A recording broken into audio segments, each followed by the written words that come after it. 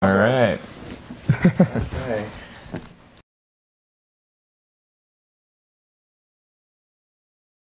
How old are you in real life? I'm 20. You're 20 years old. so Yep. you're pretty close. Yeah, I've been acting for 12 years now. So it's been a long time. So you were an 8-year-old. I was an 8-year-old. Yeah, I was 8 when I started. Well, I guess I really started when I was 6. So it's been 14 years, but like I started really working when I was 8. So what did you do when you were 6? When I was 6, I was acting out of Chicago. I did a lot of auditions there, and I was doing mainly print ads and like commercials. And then you really wanted to be in front of the camera, or what was the? it was well. He's so cute. He has to be in front of the camera. I knew it. I was looking in the mirror. I was like, "You're the cutest kid ever. You have to be. You have to be an actor." No, I mean, well, when I was younger, my dad would watch. My mom would work a lot. My dad would be watching me, and the way he would entertain me is he would basically set up a video camera like this on a tripod and hook it up to the TV and let me watch myself and dance around. And I guess my mom took that as a cue, like when this convention rolled through Evansville, Indiana, where I was from, that looks for models and actors and all that stuff. Most of the time, those things are scams. Yep. But she asked me, my 6-year-old self, do you want to go to this? And I was like, sure. And then I went, an agent signed me out of Chicago, and then I started doing the commercials and print out auditions. And then when I was 8, they said, you should go out and do this thing called pilot season.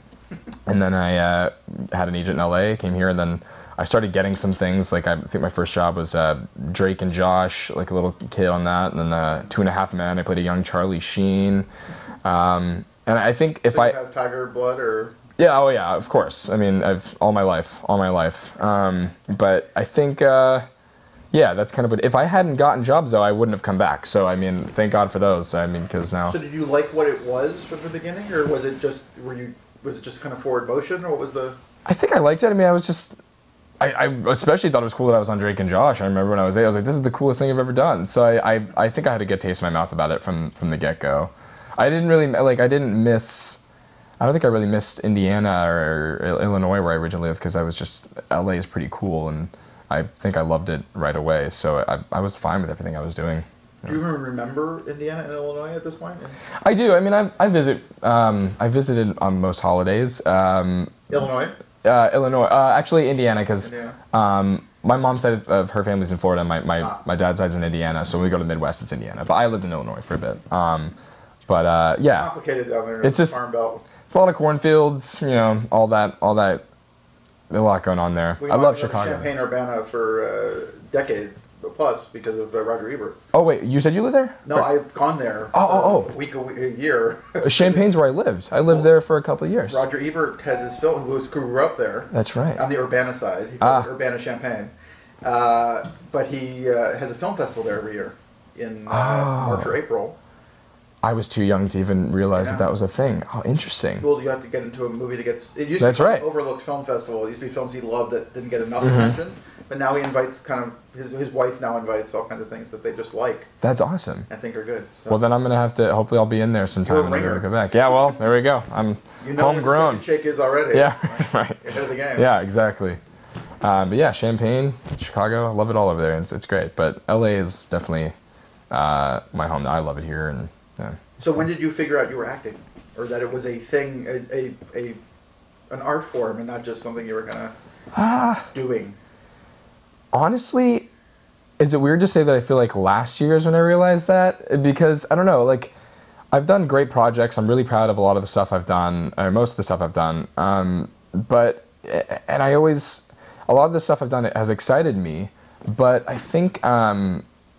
I've never quite acted or done a role to the extent that I did as Clay on 13 Reasons Why. So I think last year is when I realized like, okay, now I'm doing something for real. And I feel like now I'm taking a leap forward into what I think an actual career would be in acting. Because otherwise I would never even call myself an actor. I was just like, man, I guess I don't really know what I'm doing. I'm just winging this stuff. Like, who knows? I guess people like me. I have no idea. But then when I was doing this, I go, I'm actually like acting right now. Like this is a lot of work. And, so, but I don't know. I mean, I've always liked what I've done, I guess. But I think last year I realized this is to a different extent now. Well, this is a lot of craft to do a show like this. I mean, I kept on thinking that what it must be like to go. I don't know if you did days with the scar or without the scar on the same day. Yeah. Scar on, scar off. Oh, there was certain days where it was 6 scenes where every other scene was with a scar or not. So sometimes they ended up having to make the schedule around the scar because it was quite a process, you know what I mean? And then whenever there'd be days off that I didn't have a cut or Band-Aid on my head, I'd just feel naked or something. Like I would rub and be like, oh wait, there's nothing there, and I'd feel. I got very used to that Band-Aid. But you have to do some like real kind of craft work in terms of the show. Yeah. Just to keep your place. I mean, it's extremely complicated to say the least. Yeah, it was hard at times to keep track of where we were at. I mean, everyone supported each other in that and helping each other be like, no, we're here. It's this day, this many months before or after. Catherine was particularly good. She had like a book of what date and time this is in her life, and I'm like, I don't know how you're keeping track of that. I should be doing that, but I'm just hoping this all downloads in my brain and that I get to set and it makes sense. Yeah, it was a lot because, I mean, for me, Clay exists to me as two different characters. You see a whole different progression in the past, in the flashbacks, and an entirely different progression in the present day. And I feel like I got to play two different characters because you see one just shy and reserved version of Clay, and you see him transform into someone who's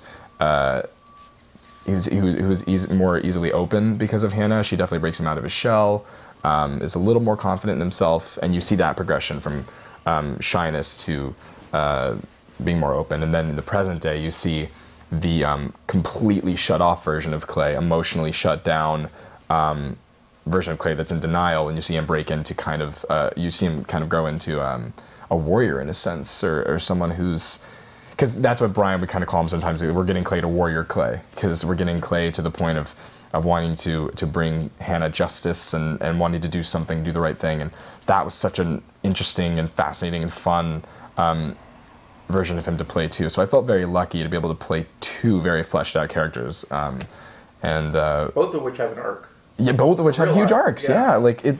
I've never done that before. Well, I've never really gets a chance. Right. It's not something people do. Yeah. Yeah, like that's what I was thinking. I felt very lucky because not only do most people not get to do that, but especially people my age, like not much content like this comes around for, the character's 17, I'm 20, but like someone around my age. I mean, if I didn't have this show, I mean, I'm kind of in this age range where I'm 20, but I can still play 17 clearly. Mm-hmm. But if it's someone who's 20 or above, they really mean 26. It's going to go to the people that are like 6 years older than me. And then if it's a 17-year-old, they're going to go younger. So the fact that I have this show right now, and such an amazing character too, it's I'm extremely fortunate. But like, even if you we're doing a regular series or a regular sitcom or whatever, nobody really gets to play that much inside of, even a show like How to Get Away with Murder. Mm-hmm. There's flashbacks and flash forwards to the murder or whatever. Right. But it's not emotionally kind of that many things going on at one time. It's a pretty unusual piece of writing. Yeah, I agree, and I'm surprised they put their faith in me to do it, but I did. And so how did they end up doing that? What was the evolution of the job? Did you go in one day and like a normal call? Or? It all starts with an email with like a thing explaining these are the people that are attached. Here's the script. They give you the info. And I saw Netflix, I saw Tom McCarthy, and then Brian Yorkie, and Selena Gomez, and I saw that the book was popular, and I said, okay, and Anonymous Content, they do great stuff. Mr. Robot's one of my favorite shows, they have that.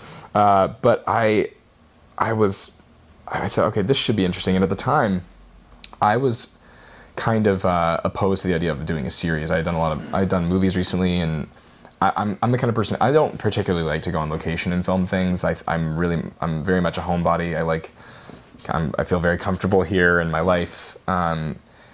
But this I saw and I go, I feel like I should go in for this. I feel like this is special. This character seems special, and it films in California. And it kind of still took me a second to really accept once. Okay, I'll hold off a bit. I went in and auditioned. I really kind of thought it was not my best audition, but I always feel that way. I never think I do a good job ever. I'm probably the least confident actor you'll ever talk to. I don't know, there's maybe less confidence. There's a long list. There's maybe, yeah. But that was kind of a... Actors can be pretty not lacking in confidence, and then they are confident enough to do it. But right. No, yeah, so I didn't think it went that well, but they called me back in, and I read with Tom, and then Brian... And I thought it went a little better, and then they called me back in again to read with some girls for Hannah, And then after that, they called and just said, oh, Netflix will test you off of your last tape. And so do you want them to test the tape? And I had to make the decision. I said, do I want to go away and film for this long? It's such a commitment, multiple seasons. I eventually thought, you'd be crazy if you said no. So I said yes. And they casted me, and I said, how did they cast me? This is crazy. I got up north to film it. I remember the first night or two when I was there, I kind of had really started to have kind of a panic attack. Like I was like, what am I doing? Am I able to pull this off? Because I knew it was such a complex character, and there were 2 different like arcs that we were talking about. And I said, I've never done this before. How am I going to do this? But everyone around me was so amazing, so great at what they do, and so nice and respectful, and really kind of helped me shape this and gain more confidence. And I ended up into the process just feeling better and better. And but at first I was very nervous, but I'm overall proud of what we pulled off. So. Is it hard? I mean, you're in some ways the outsider except for with her, through a lot of the show. Yeah. Is that hard to do if you're on that set, or is it just everybody, once this takes her over, everybody kind of goes back to being whoever they really are? And... you mean in between takes? Well, it's a very cliquish group of kids. Right. And then you're the one on the outside, so you have a relationship with Hannah and you have a relationship with Yoda, and that's, worthless Yoda. Right, exactly. That's it in terms of the show. You're not one of the kids. You're not one of the guys. Yeah, no.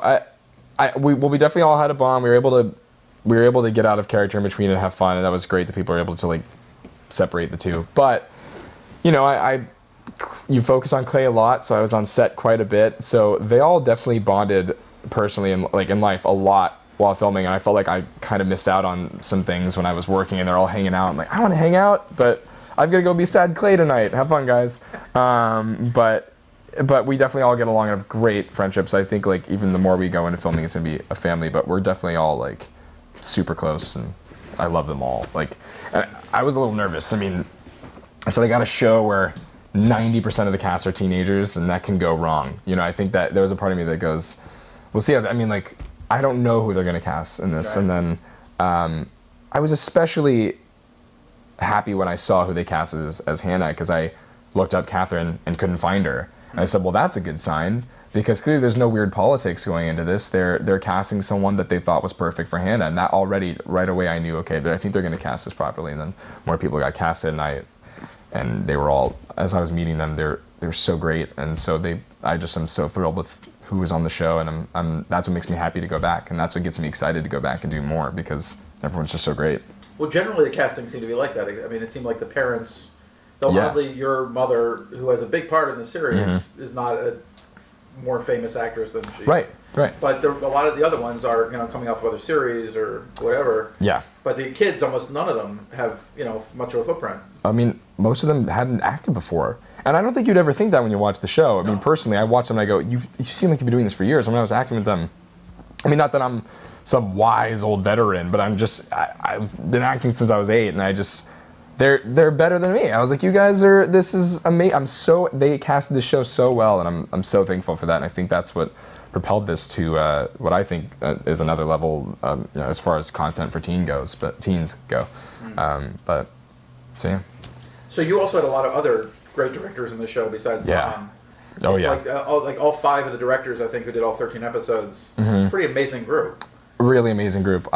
We were so lucky. Kyle Alvarez, he did the majority of like 5, 6, and he did 13. I actually met him for another project the same year, like early last year, and the one time in my life that I had a meeting. It wasn't for Stanford. This was after. This is something else that he was doing at the time, and I met him for coffee, just one of those kind of things. But it was the most unprofessional moment of my life. Somehow my head was convinced that my meeting was at 3, and I think it was at 1. I was still in my pajamas, like 1 p.m., chilling out, and I get a call from my agent, and they're like, are you still good for your meeting with Kyle? And I said, oh, my meeting's at 3, right? And they're like, no, it was at 1. I'm like, no! I missed the meeting. I felt so bad, but he was still so nice and so lovely and respectful, and I showed up later, and we had a great meeting, and luckily he didn't just say, oh, fuck this guy, like he's done.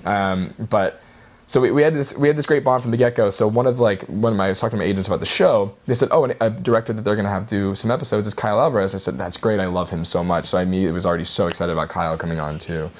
And so he's amazing. And yeah, everybody. I mean, and especially also like, Jessica Yu, she did episodes 11 and 12, and episode 11 is my tape and Clay's tape, and which I had a lot of work to do in, and we all had so much work to do in those episodes because they're so dark and so heavy, and she really did an amazing job. I feel like she helped me bring a lot out of myself that I didn't know I could do, and all the directors were overall just really helpful. Just because I mentioned those two doesn't mean the others aren't just as great. But those are just important episodes, you know, and I loved all the directors so much. Did you get the whole script when you started, or were you guys, like any other series, getting it as you went? We got it as we went. I mean, but we cross-shoot 2 episodes at a time, which also got things really confusing too. Because when we started filming, the first 3 days of filming of the whole show were the last scenes of episode 2. So my first scene I did was it's at the end of episode 2, and I go to Monet's and I'm talking to Jessica. That was my first scene I filmed of the show. I was nervous. I said, I haven't even filmed the 2 episodes leading up to this scene yet, and I'm just jumping in it. I hope this is going well. But Tom really, really helped out. The note that he kept giving me and everyone in the cast was, keep it light because these characters have a long way to go.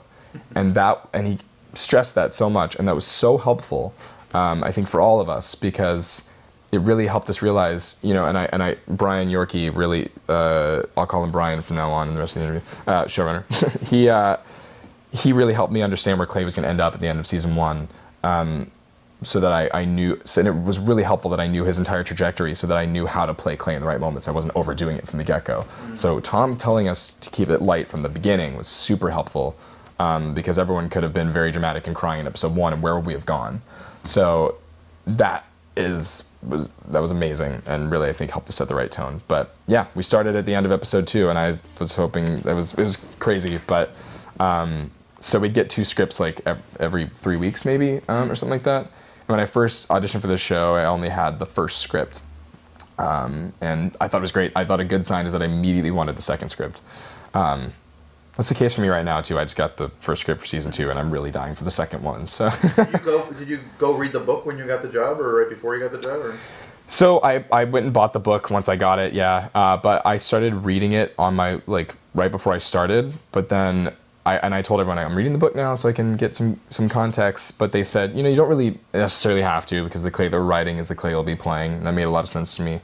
And the book takes place in one night. The show takes place over a couple weeks. So I kind of decided that instead of getting wrapped up in what the book is and who Clay is in the book, I'm just going to put that aside and finish it when I'm done, and trust that the Clay is faithful to the book, because I'm sure he is. And because it's a very, you know, in the present day, it's a whole different version of Clay, because the whole present day timeline is made up now. It's new story. So season 2 is. Even season 1, like the present day so the book's only in one night, so you never meet. So the book takes place in the night of the incidents all happening? He's just walking around town listening to the tapes. He never interacts with any of the tape subjects or anything, so all of that was new. So I didn't need to get wrapped up in the book, because all this is new story anyway. And so I finished the book when we were done filming, and I'm glad I did, because I probably would have gotten too distracted by who Clay was in the book, and then I feel like he's faithful to it anyway, so... in season 2, he becomes a superhero, and he's got a cape. Yep, all that. Yeah. Along with that's Yoda. Yeah. That's the arc now. You're gonna be blown away. 2 of you going from high school to high school. Exactly. Young lady, don't be sad. Exactly. Who knows? Maybe it will go that way. Yeah, right. So you seem to be a fairly driven person overall. I mean, you've also got a band that's got some success as well. Yeah, I do. That's going well right now. I mean, music is very important to me, and people seem to be responding to the stuff we put out so far, and there's more to come, and it's really exciting to me. And we're trying to bank a lot of material and content to be able to put out while I'm gone all summer filming season 2. So that's really what we're focusing on. But yeah, it's really fun. Do you just like to work a lot? Is that do you want to be busy all the time, or what's your... You may be surprised, but I actually love not working. I mean, that sounds bad, but I love when I don't have any obligations, but I do... Working with the band is a new experience for me and for us, because we've never been in a very, professional position, or taking meetings or anything. And this is all kind of new. But it's fun. It's a new business that we're getting into, and I'm really excited about it. So all my days... that I haven't been filming for the past month or so have just all been about music and also promoting this. But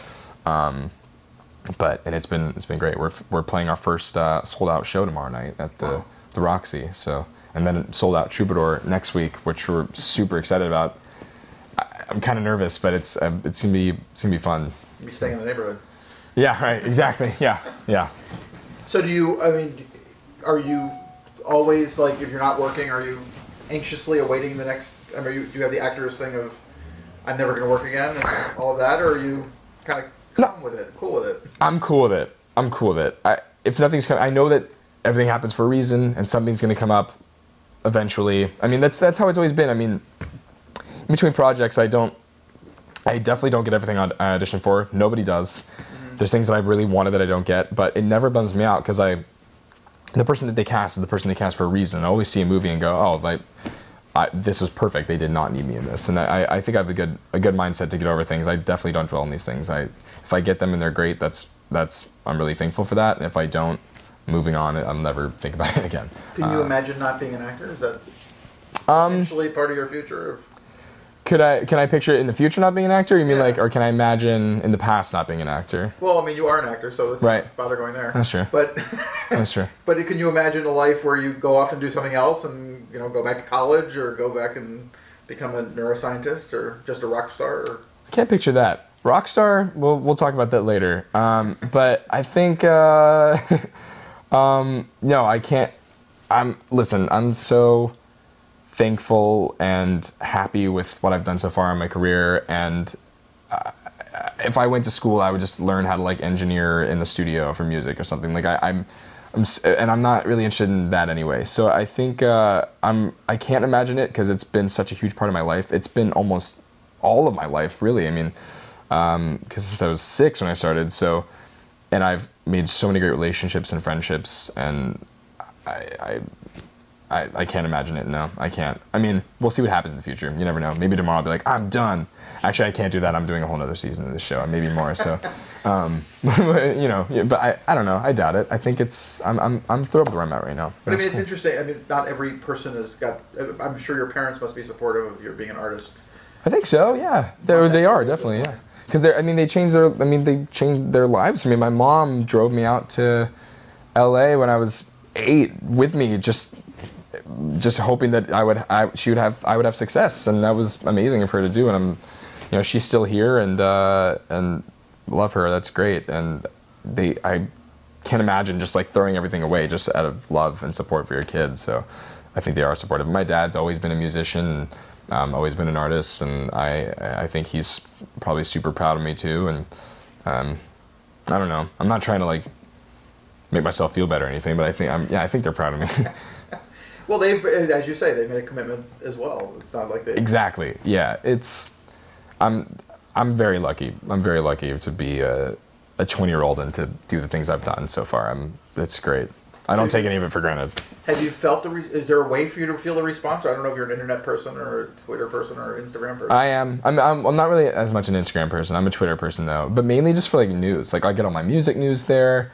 That's how I'm up to date with, this album's being out coming out at this time, or this trailer came out. So that's why I love Twitter, because it's just such an easy news resource. But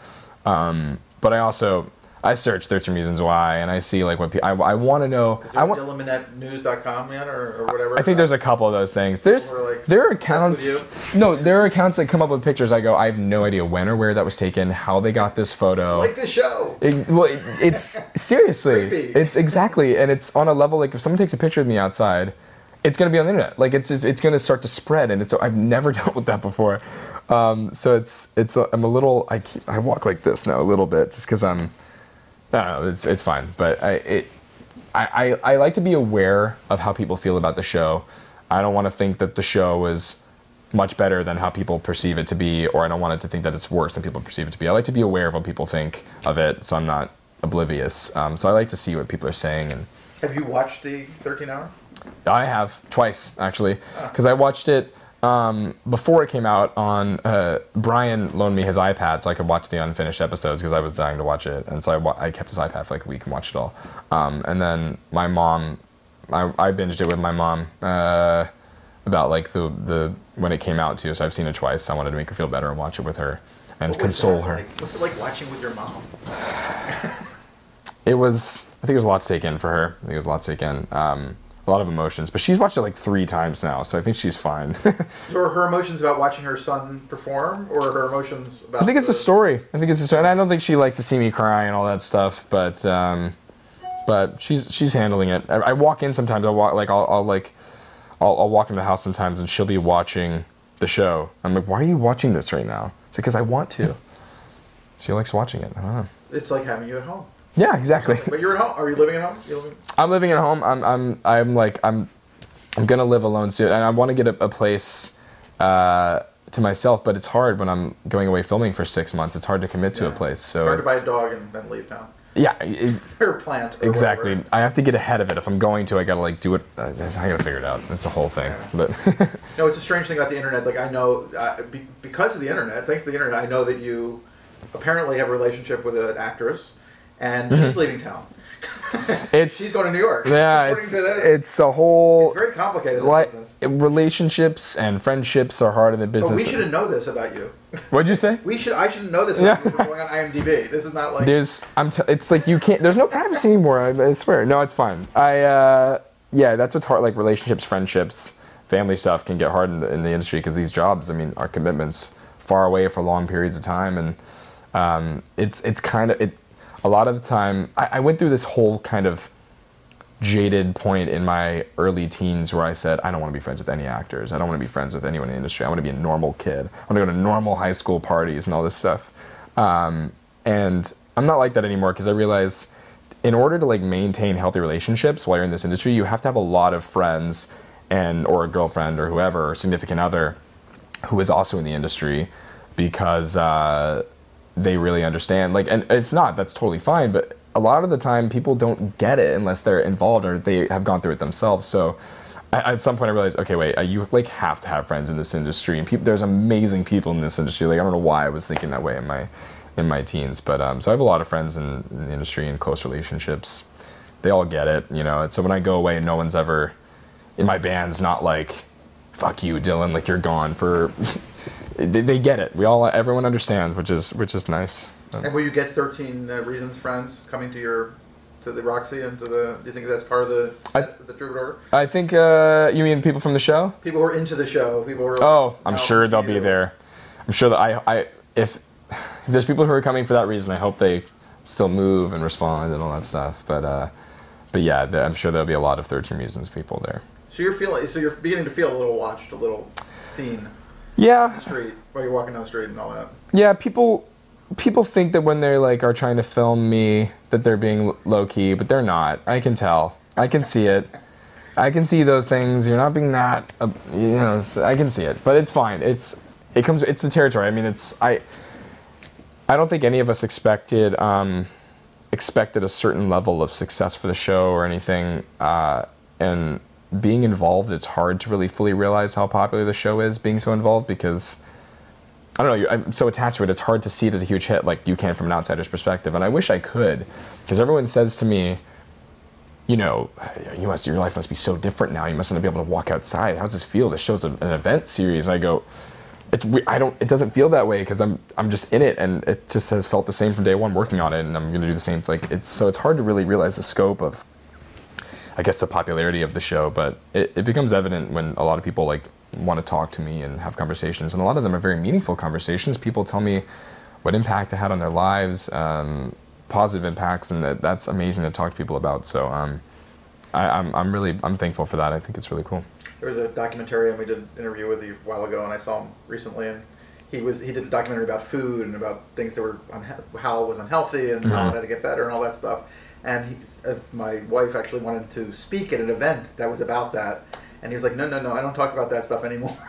Because he's like tired of having the conversation. Wow. He went in as a filmmaker, not as an expert in food. Yeah. So he's like, okay, I'm like, I'm sure people come up to you and talk about their very serious issues. Yeah. Yeah. I mean, I'm sure it'll be that way for a while. But listen, that's something that I knew would happen, and I hoped would happen, because the point was to help some people and maybe save a life or two, and that and leave a positive impact on people's lives, and I'm happy to have those conversations with people, because that's, what I've been saying is, like, actors don't save lives. We're not doing a huge service to the world really most of the time, besides making like art or great content. People, it can speak to people, that's great, but very rarely does a project come along that really can change some lives, and that's what feels so special about this. I've never had the opportunity to be a part of something that like feels like we're doing something important, and so that's what feels so different about this. So if people want to have those conversations with me, that's great, because that was our whole goal anyway, is to have these conversations, bring them to the mainstream, bring them to light, and it's worked so far. So I'm happy with it all. You know? And you'll be happy to get back on the set and just work. Exactly. Yeah. It'll be good. Like, part of me goes 6 months of being sad Clay again.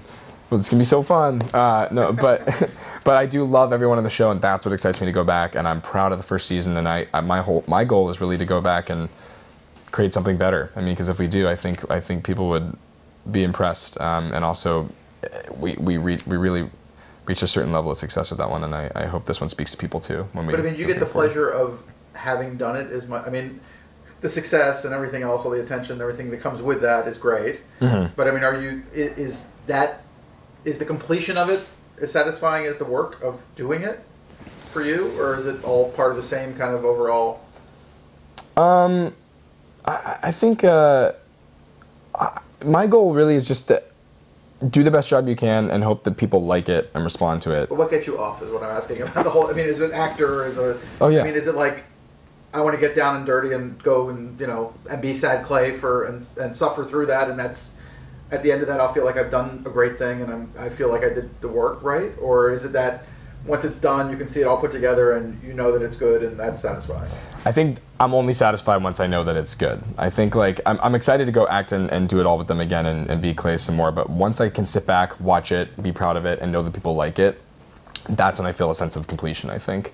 And like I was saying, and especially people respond to season 2 as well, I'll be so thrilled. And that's my whole thing is going into this season. I think what also made season 1 pretty special for us is we had no idea if anyone was going to watch it or if anyone was going to like it.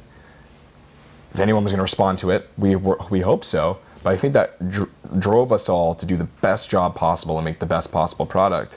And I think everyone involved really put their entire, I know it sounds cliche or something, but like their heart and soul into it. Like everyone cared about it so much, including myself. I was really proud of it. And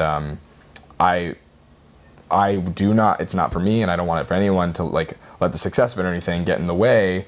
And see, I don't think it will. Everyone's amazing, but like I think we have a good enough group of people that no one's gonna let like success get to their head or get in the way of the work in season 2, because we need to have the same drive and same unsureness. I don't know the proper word, but going into it, because I think that's gonna drive us to make the best product possible. So that's my whole goal with more of it going forward.